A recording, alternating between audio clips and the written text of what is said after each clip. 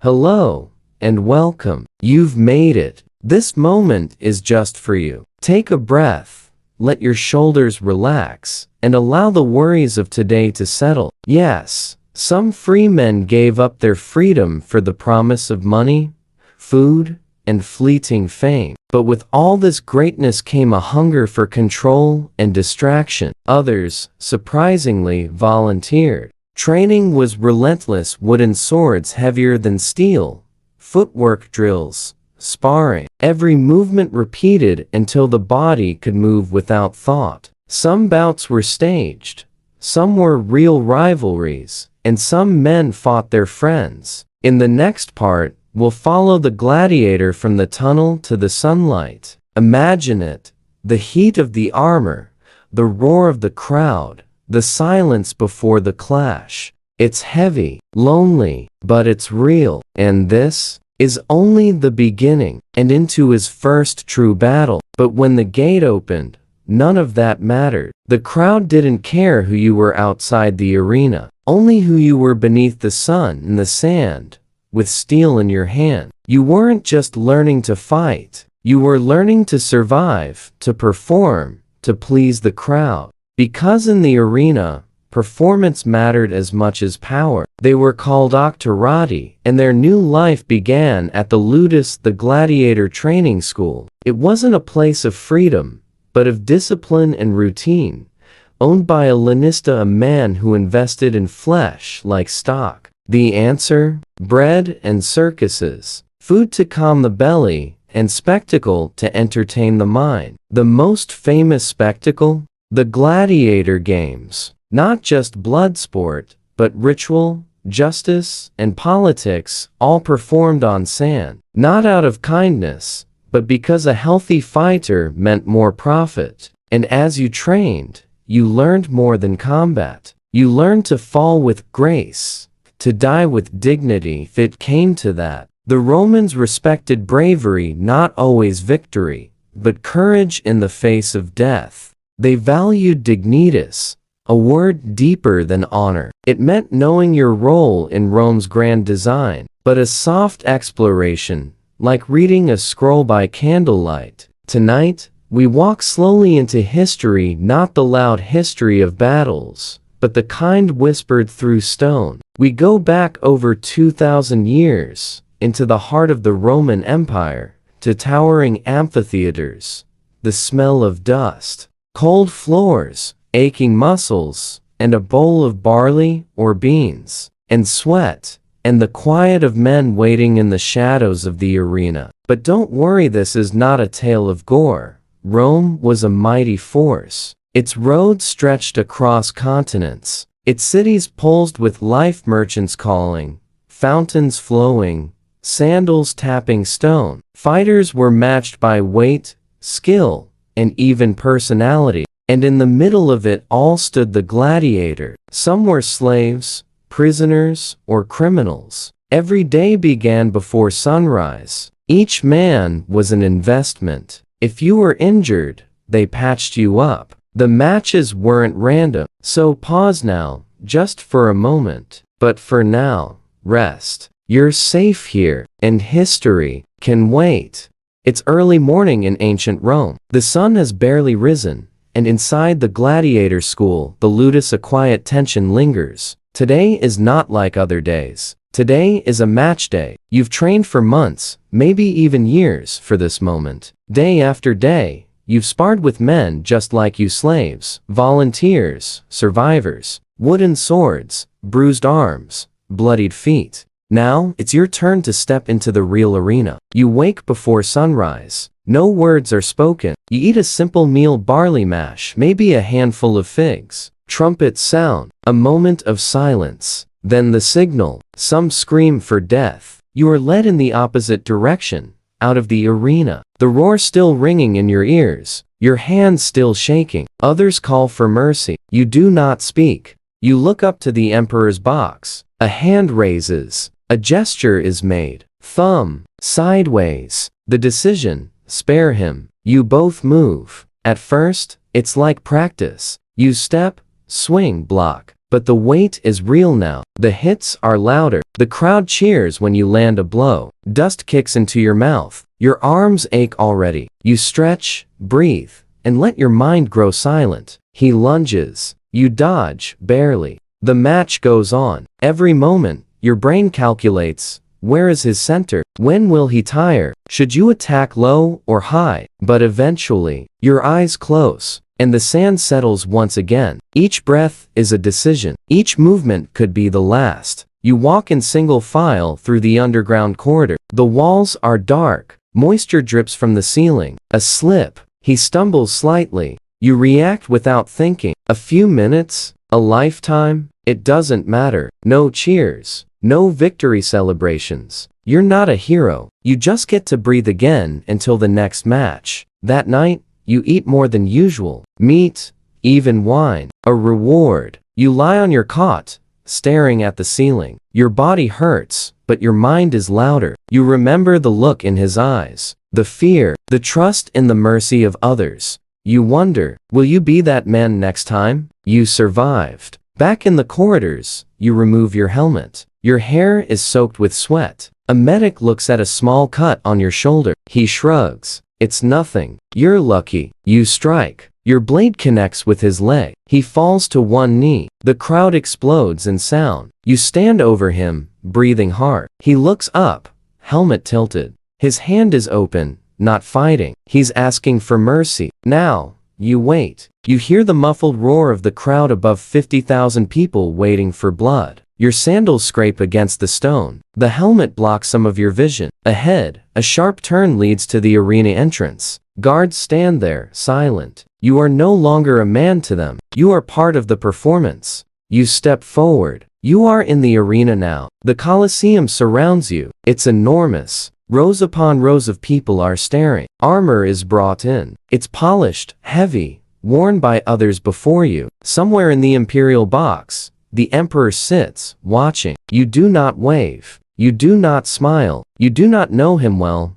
but you've seen him train. He's seen many like you come and go. His job is not to inspire. His job is to bet wisely. The sunlight reflects off the sand and the white marble seats. You squint. Some are standing, some already shouting. You walk calmly to your mark. Across from you, your opponent stands. You know he is fast with his left hand, that he favors high strikes. You must remember that. The sword feels colder than usual. The other gladiators around you are silent. Some pray to Roman gods Mars, the god of war, Nemesis, the goddess of fate. Others close their eyes and breathe slowly. He nods. Then, the gates open. Then, the light hits your face. It's blinding at first. The match is introduced. Your sword scrapes against his shield. Then it happens. The crowd begins to chant. You nod.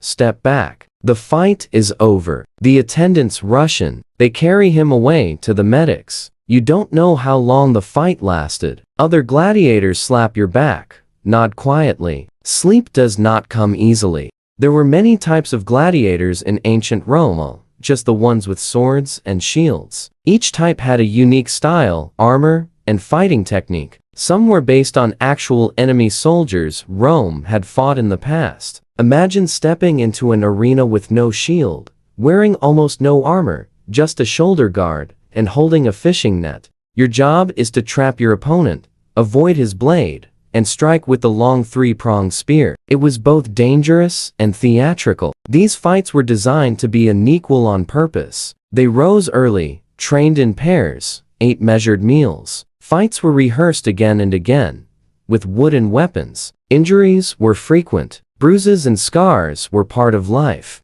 But compared to common slaves, they were fed well, treated medically, and even given rest days. They lived in the shadow of death, and perhaps that made life feel more intense. A good meal was a blessing. A quiet night, a gift. Even dreams carried the sound of steel. Why? Because they were investments. Expensive, living tools of entertainment. A Retiarius would face a secutor, heavily armed fighter with a helmet shaped like a smooth dome, so the net would slide off. They knew the tricks, the weaknesses, the discipline. Their job wasn't just to make you stronger, but to shape you into a performer. Because in the end, The arena was a theater. Every fight had to be thrilling. Death was not always the goal, but drama was. The contrast was clear. Light versus heavy. Speed versus armor. It wasn't just a fight. It was a story being told with blood. You might train with a man by day, then be ordered to fight him the next week. It happened, and when it did,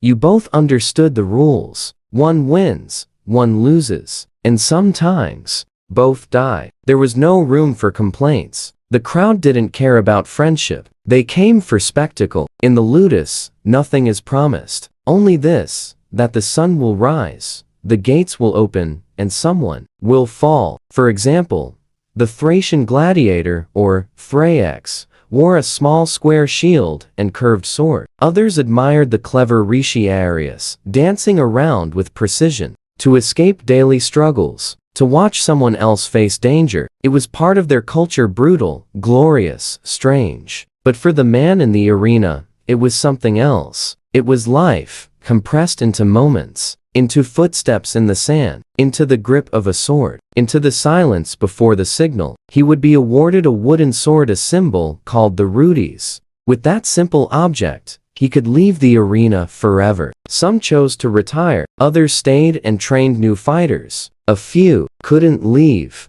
They had known nothing else. The roar of the crowd, the rush of combat, it became part of them. Freedom, to some, was scarier than the arena itself. The games were like ancient sports leagues. People placed bets, argued in taverns, and followed famous fighters like celebrities. Yes, some gladiators were famous. Their names were sung in poems, carved into walls, even sold as tiny clay figurines. And yet, most were still slaves. Fame didn't always bring freedom. He was quick and agile, relying on speed rather than brute force. Others, like the Murmillo, were larger and heavily armored, wielding a massive gladius and a broad shield. They often faced the Thraex in classic matchups of strength versus speed, but the most visually striking were the Retiarius gladiators who fought with the net and trident. Many spectators had favorite types. Some cheered for the Murmillo, the powerful and slow.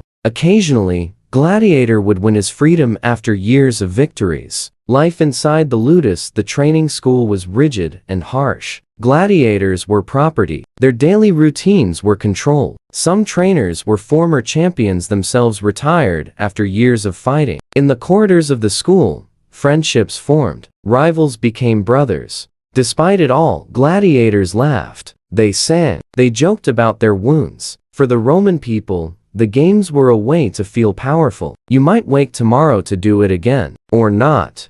No one was born a gladiator. They were made. Some were prisoners of war, soldiers captured in distant lands, brought to Rome in chains. Others were criminals sentenced to death, their only chance of survival lying in the arena. And then, there were those who chose it. Yes, some men volunteered to become gladiators. Not many, but enough to surprise us. They signed contracts, gave up their freedom, and entered the ludus willingly. Why? For some, it was the promise of glory. For others, escape from debt. A few sought a life of discipline, purpose, or even fame. The arena gave them that at a price. These volunteers were called octorati. They were treated better than slaves, given wages, even gifts. But they fought just the same. They bled, they killed, and sometimes they died. Yet they did so by choice, which in Rome is a strange form of respect. In a world where many were born into their chains,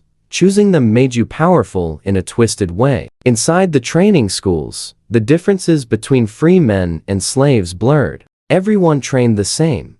Everyone got the same bruises. No matter your reason for being there, your survival depended on skill or status. And training was brutal. Day after day of drills under the hot sun. Wooden weapons first, then dull steel. You repeated the same move until your muscles obeyed, before your mind could think. You practiced falling. You practiced dying. Because when the real moment came, you couldn't hesitate. A single pause could mean the end. The instructors didn't yell to be cruel. They yelled to make sure you lived. They had seen too many die because of a dropped guard, a missed step, or pride. Pride killed fast. Humility kept you alive longer, and respect for your enemy, your weapon, Your craft was taught like a religion. Gladiators ate well, better than most poor Romans. A diet high in barley, beans, and dried fruits. They were nicknamed hordeary barley men. Strong, thick-bodied, built for endurance. Some even drank strange ash tonics for strength, a kind of early supplement.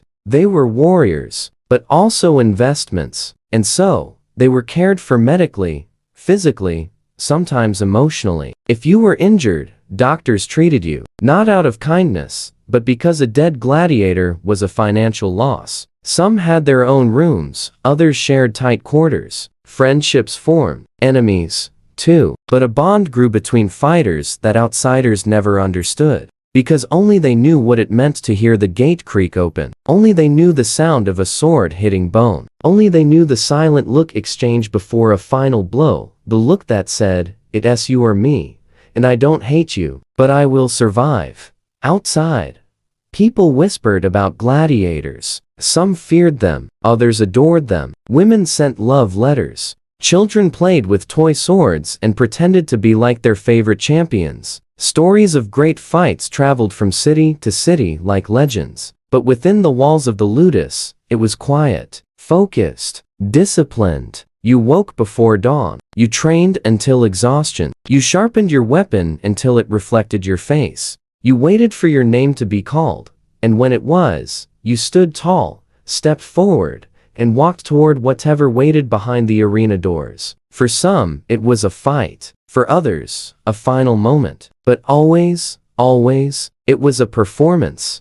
There was one thing that united all gladiators, no matter their origin, skill, or armor, the sound of the crowd. It was a force of its own, a wall of noise that rose like thunder, crashed like waves, and vanished just as fast. You could hear it from deep within the underground tunnels, long before your feet touched the sand. It wasn't just shouting, it was hunger. Hunger for violence, for beauty, for dominance, for something that made people feel alive. The Roman people needed this. Life outside the arena was not easy. The streets were crowded, the work exhausting, and the laws strict. But inside the Colosseum, people became part of something greater. They cheered as if their lives depended on it, as if their own battles were being fought through the men down below. The arena was an escape. It was also a mirror. Some gladiators felt this energy like fire in their chest. Others learned to block it out. A roar might mean you landed a good blow. A silence might mean the audience expected more. You could play to them, raise your sword, shout a battle cry, delay the final strike just to build suspense. Some fighters became masters of this performance. Not just warriors, but actors, artists in armor. But the games were not all equal. Some were quick and clean. Others were different. Sometimes, criminals were thrown into the arena with no weapons. Sometimes, wild animals were released: lions, tigers, bears facing men who had no chance. These were not fights. They were punishments. And the crowd knew it. But they still watched. They always watched. Animals had their own place in the games. Imported from across the empire, Africa, Asia, far-off islands, beasts were displayed, hunted, or turned loose in mock battles. Elephants marched across the sand. Crocodiles were dragged in with ropes. Some were killed on sight. Others performed tricks. Rome did not limit its hunger to human blood. Then there were the sea battles. Yes, sea battles.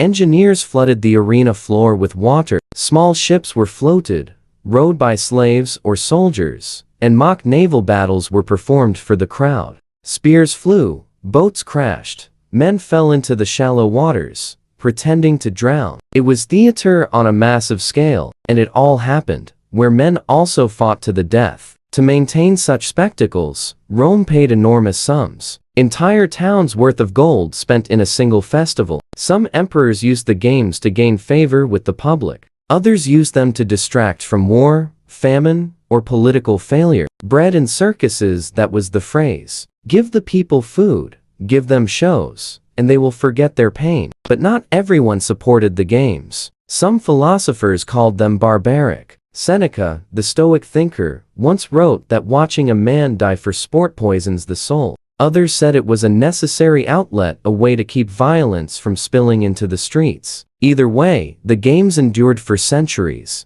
And the gladiators, though strange, deadly performers, became symbols. They were feared, admired, pitied. Some wore their scars like medals, others wore them like chains. They lived between two worlds, honored but owned, celebrated but controlled. And when they died, sometimes their names were remembered, carved into stone, whispered by fans, placed on small tombs with broken swords, and words like Invictus, unconquered, but most disappeared into history, their stories washed away by time and sand. Still, while they lived, they were something more than just men. They were the heartbeat of the empire's dark passion. They were echoes of its glory and warnings of its fall.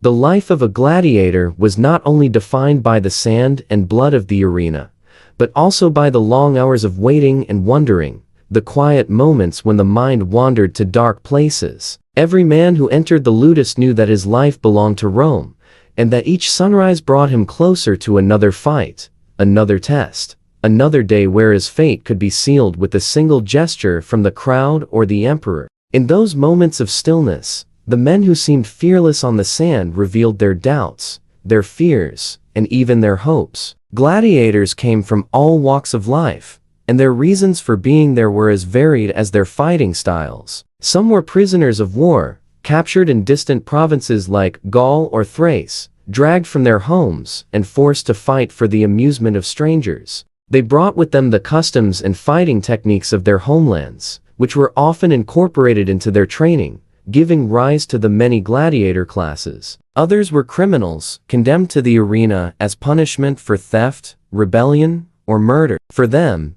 the arena was less a chance at glory and more a final path toward redemption or death. And then there were those who chose it willingly. Men who signed contracts, called octorati, who sold themselves into the arena for coin, fame, or simply because the life they left behind offered them no purpose. Rome admired these men, because choosing such a path was considered an act of bravery, or perhaps madness. Once inside the Ludus, however, all these differences vanished. Whether slave, criminal, or volunteer, every gladiator was treated the same. The harsh discipline of the trainers, the relentless drills, the bruises and broken bones, no one was spared. Training began before dawn, when the sky was still gray and the streets outside were silent. The first hours were spent on conditioning, running, lifting heavy stones, performing endless drills with wooden weapons. These training swords, called rudis, were intentionally heavier than real ones.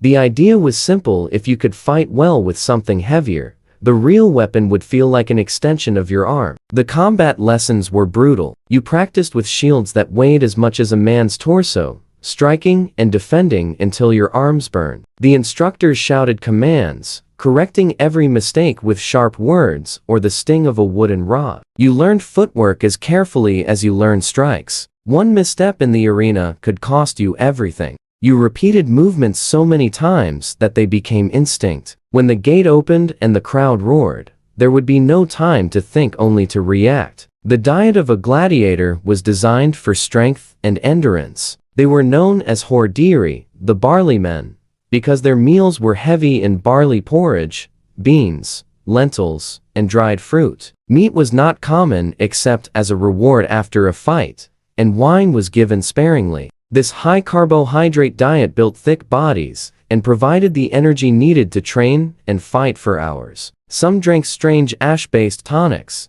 believing they made bones stronger and healed wounds faster. Whether these remedies truly worked or not, the belief alone gave them courage. Despite the harshness of their lives, gladiators formed close bonds. In the evenings, after training, they sat together around small fires or in the corners of the barracks, sharing stories of home, laughing about the day's bruises, or simply staring into the dark. They were brothers in arms, but they also knew that one day, they might face each other with sharp steel. That was the cruel paradox of their lives. Friendship and rivalry existed side by side, and survival demanded both trust and betrayal. When match days arrived, the atmosphere changed. There was a weight in the air, a silent understanding that some of them would not return. The men prepared their weapons carefully, sharpening blades until they gleamed. They checked armor, adjusted straps, and made small offerings to the gods. Mars, the god of war,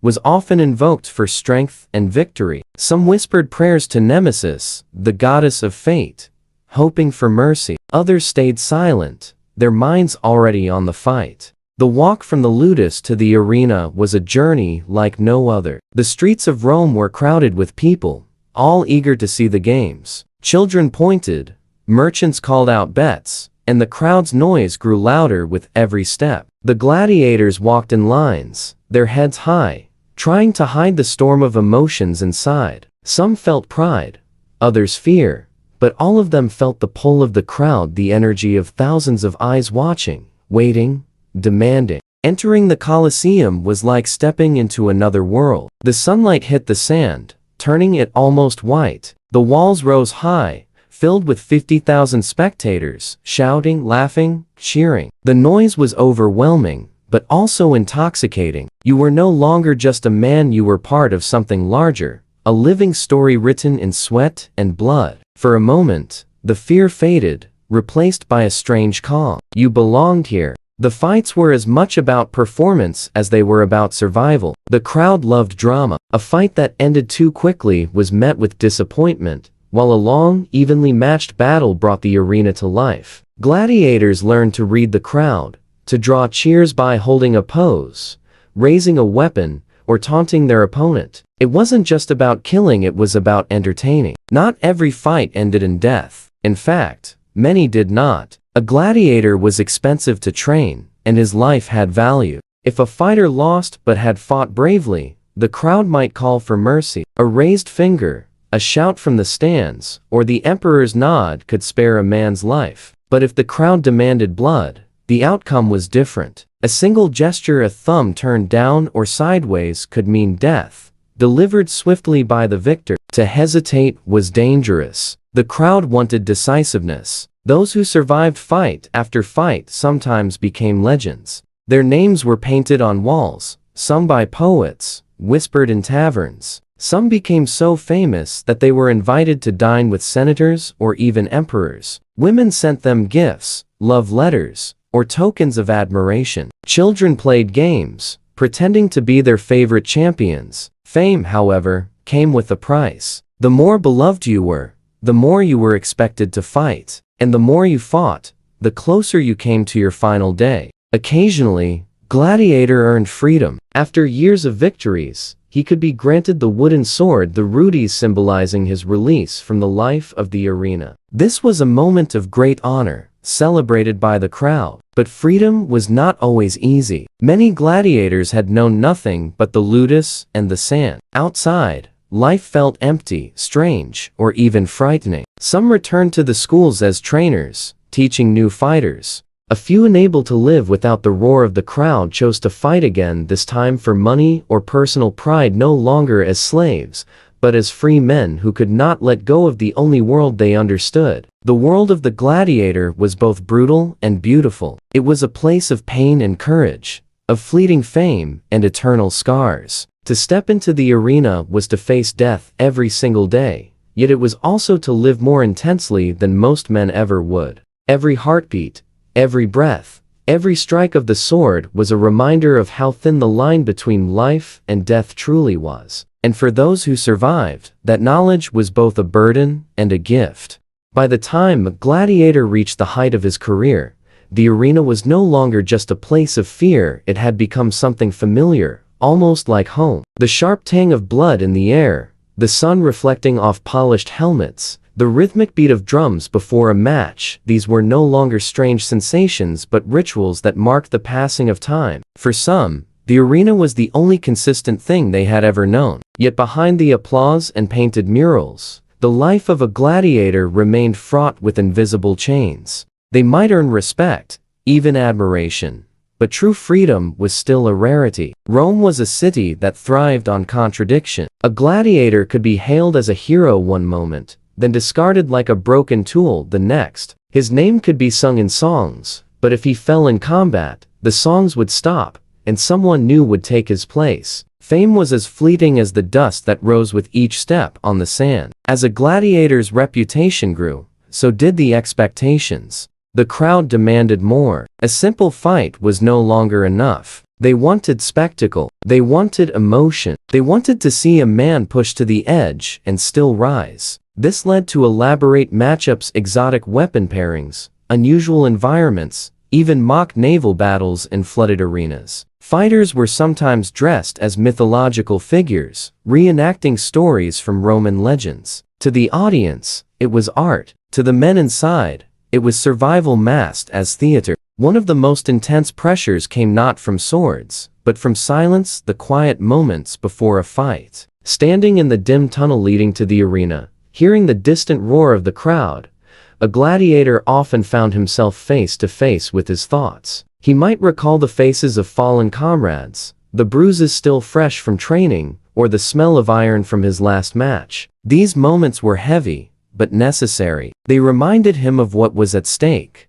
of why each breath mattered. Despite the brutality, there were moments of tenderness. Gladiators formed bonds not just with each other, but with those who watched them. Some fell in love with women from the audience, exchanging glances during games or passing secret messages through guards. These relationships were rare, fragile, and often doomed, but they added color to a life otherwise painted in blood and dust. A letter from a lover, a small carved token tucked into a belt, a whispered promise made before a match, these were the hidden treasures they carried into battle. The trainers, or doctors, played a crucial role in shaping not just skill, but character. Some were harsh, others fatherly. Most were former gladiators themselves, carrying the scars and wisdom of the arena. They knew when to push and when to step back. A good trainer could mean the difference between life and death. He watched every movement, corrected every flaw, and taught his fighters how to read their opponents like an open scroll. He wasn't just teaching combat, he was teaching survival. But no matter how skilled a fighter became,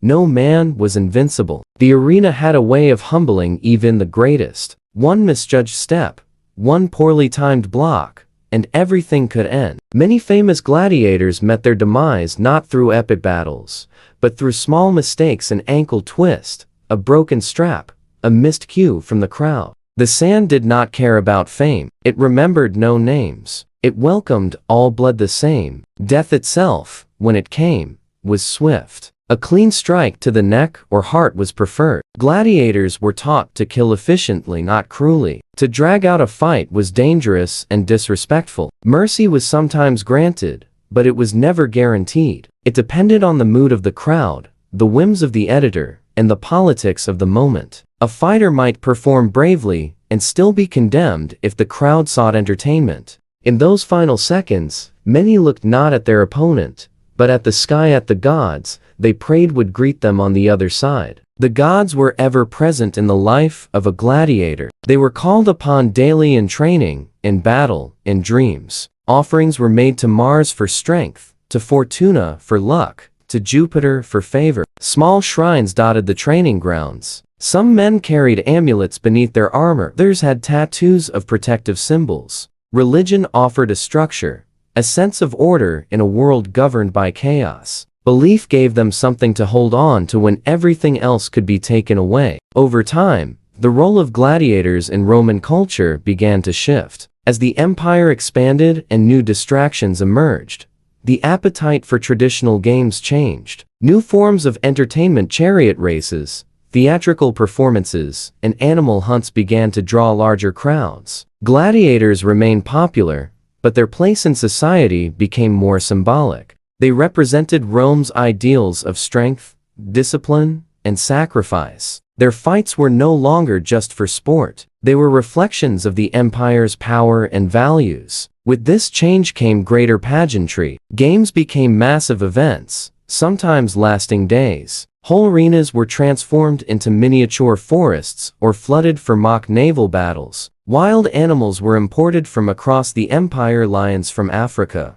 bears from Gaul, crocodiles from Egypt. These creatures were pitted against each other or against men. Gladiators were often used to conclude the event, their battles framed as the ultimate climax. To fight last was an honor, but also a curse. It meant the crowd was at its most excited, its most bloodthirsty. In rare cases, emperors themselves fought in the arena, not against trained gladiators, but but in carefully staged performances designed to impress the public. These moments blurred the line between ruler and performer, showing how deeply the games had woven into the fabric of Roman life. The arena was not just entertainment, it was a mirror of the empire's soul. Some gladiators left lasting legacies. Their names were etched into stone tablets, their deeds recorded by poets. Schools were named after them. New recruits were told their stories during meals. To be remembered after death was the closest thing to immortality they could hope for. Statues were sometimes raised in their honor, rare, but powerful. Even centuries later, their images appeared in frescoes, mosaics, and graffiti. They had become more than men, they were myth. But for every remembered name, there were hundreds who vanished without a trace. Their bones lost beneath the sand, their stories told only once, then forgotten. This was the truth behind the glory. For all its spectacle, the life of a gladiator was a fleeting spark, bright, beautiful, but brief. In the final years of the empire, as Rome faced increasing turmoil, the games began to decline. Funds grew scarce, politics became volatile, and public appetite shifted. Philosophers began to speak out against the games, calling them barbaric. Some emperors, influenced by changing values or Christian beliefs, reduced their frequency. Eventually, the practice of gladiatorial combat faded into history. But even as the arenas crumbled and the sands turned to dust, the legend of the gladiator endured. It lived on in stories, in art, in memory. The image of the armored fighter, standing proud before a roaring crowd, remains etched in our collective imagination. It is a symbol not just of violence, but of resilience, of what it means to face overwhelming odds with courage, of how even those with no power can become legends, if only for a moment. To walk in the sandals of a gladiator was to embrace uncertainty. Each morning might be your last. Each cheer from the crowd might be your final note. Yet in choosing to fight, in choosing to rise again and again, these men left a mark that not even time could erase. And so, as you drift to sleep tonight, remember them not as monsters or victims, but as men. Men who lived intensely, loved fiercely, and stood tall even when the world demanded they fall. Their story is not just history, it is a reminder of the strength that lies within us all. As the empire aged, so did its appetite for violence. But the nature of the arena began to shift. Where once the clashing of swords and the roar of beasts were central to the Roman identity, a quiet transformation had begun, one that mirrored Rome itself. The games no longer belonged solely to the people. They were drifting slowly but surely into the hands of politics, spectacle, and control. Gladiators who once fought for survival now became tools of the state, symbols used to distract and pacify. Bred in circuses, as the poet Juvenal would lament. And the circus, the games became bigger, louder, and stranger. Lavish events were staged not just to entertain, but to remind the Roman masses of who held power, who could command blood at will. The Colosseum itself saw renovations, expansions, new seating tiers. Wealthier citizens were moved closer to the front. The poor, once the heart of the cheering crowd, were pushed further back. The games had become a theater of status, not just survival. And within this world,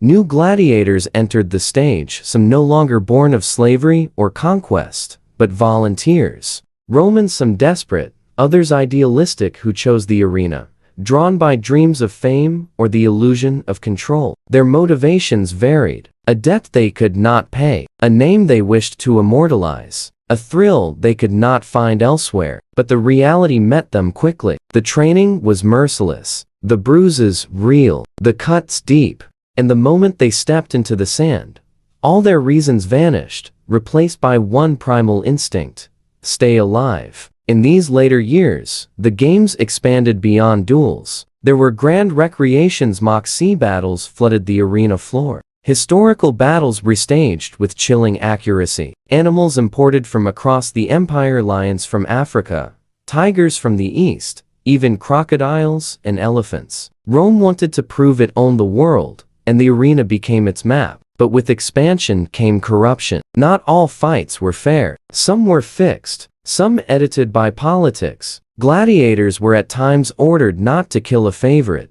or to lose intentionally to a nobleman's protege. The purity of combat faded, replaced by pageantry. Still, among the sand and shields, the true warriors remained. Those who trained, bled, and stood with dignity. They held fast to the old codes. Even as the world changed, their blades stayed honest. Yet Rome was changing beyond repair. Its borders stretched thin. Internal struggles grew. Emperors rose and fell like dice thrown in a tavern. And as the empire weakened, so did its appetite for truth and combat. The games turned from glory to excess, then slowly into farce. Some schools shut down, funding dried up, beast shipments slowed, and crowds, though still present, grew less passionate. The golden age of gladiators was dimming. Still, the echoes lingered. In dusty corners of forgotten towns, small arenas held minor games. In them, old veterans sometimes fought their final matches, not for fame, not for fortune, but for memory, for identity. Because for some,